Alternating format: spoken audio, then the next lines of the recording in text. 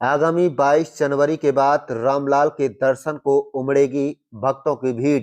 बता दें, सत्ता का सपना देखने वालों ने किया देश और प्रदेश में जमकर भ्रष्टाचार। विकसित भारत संकल्प यात्रा वैन आज कोसली विधानसभा के गांव काहंडवास पहुंची। संकल्प यात्रा वैन का नेतृत्व कर रहे सांसद अरविंद शर्मा ने कहा है कि सरकारी योजनाओं का लाभ दिलाना हमारा मुख्य उद्देश्य है। उन्होंने कहा है कि 22 जनवरी को के बाद एक लंबा इंतजार खत्म हो जाएगा। देश की जनता रामलीला के दर्शन के लिए उमड़ जाएगी। अयोध्या में भव्य श्री राम मंदिर का निर्माण किया गया है, जिसकी प्राण प्रतिष्ठा 22 जनवरी को प्रधानमंत्री नरेंद्र मोदी करेंगे। सांसद अरविंद शर्मा ने विपक्ष को आड़े लेते हुए कहा है कि जो लोग सत्ता में वापस आने के सपने देख रहे हैं, उनसे पूछे कि उनकी सत्ता 2014 में क्यों गई थी। उन्होंने कहा कि भ्रष्टाचार, भाई भतीजावाद और जात पात का भ्रम फैलाने वाले लोग आप फिर से सत्ता वापसी का सपना देख रहे हैं, जो कभी पूरा नहीं होगा। उन्होंने कहा कि विकसित भारत संकल्प यात्रा वह लोगों को उनके घर द्वार जाकर सरकारी योजनाओं का लाभ दिला रही है। आप देख रहे हैं रेवाड़ी ब्यूरो रिपोर्ट। 2 साल पुरानी समस्या का समाधान मोदी जी के नेतृत्व में होने जा रहा है, हो गया है।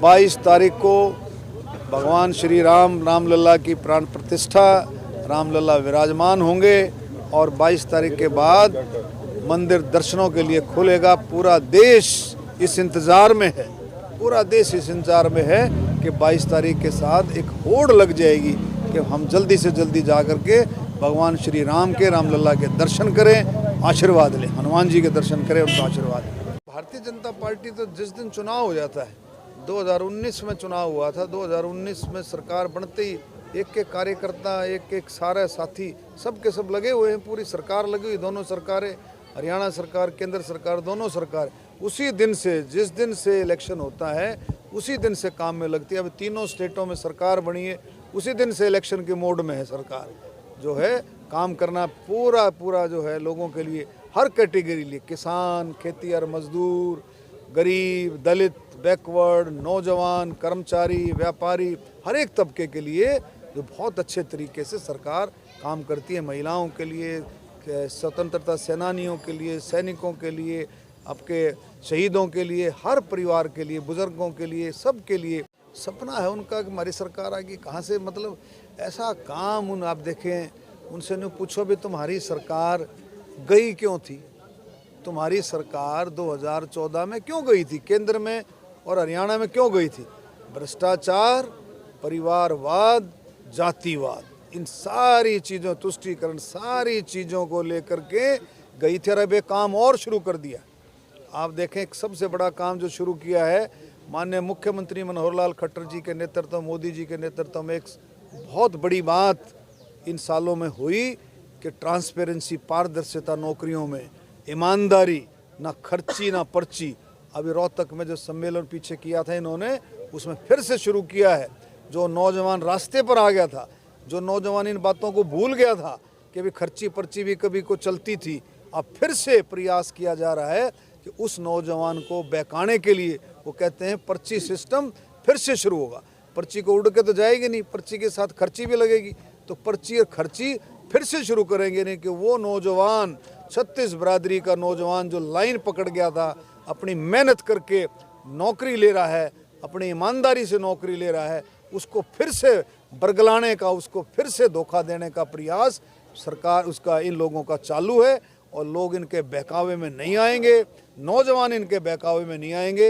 इन बातों से इनको सावधान रहना चाहिए, अपनी आदतों को सुधारना चाहिए, ये मैं सलाह देता हूँ। काहंडवास गांव में विकसित भारत संकल्प यात्रा, मोदी जी की गारंटी की वैन, मोदी जी की गारंटी की बस, सभी कोसली इलाके के प्रशासन के अधिकारियों के साथ आज इसका बहुत अच्छे तरीके से समापन हुआ और पूरे गांव ने, बच्चों ने, नौजवानों ने, महिलाओं ने, बुज़ुर्गों ने, लगभग गांव ने, मेजॉरिटी ऑफ गांव ने इसमें हिस्सा लिया बहुत अच्छे तरीके से।